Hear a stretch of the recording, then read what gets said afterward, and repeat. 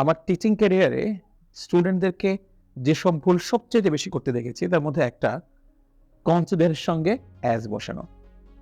এই যে সেন্টেন্সটা আপাত দৃষ্টিতে কিন্তু মনে হয় এটা একেবারেই সঠিক সেন্টেন্স।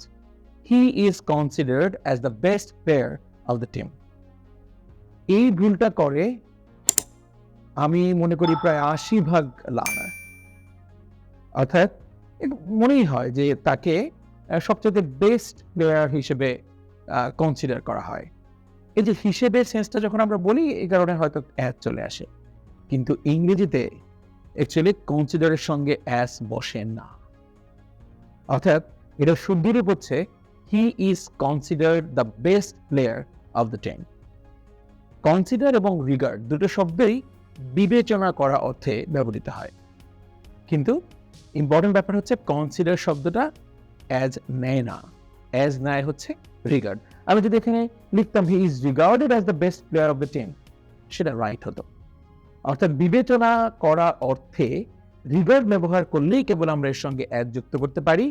আমরা মনে রাখবো কনসিডার শব্দটা কখনোই অ্যাজ নেয় না। He is considered the best player of the team. He is considered my best part of the team. Clear?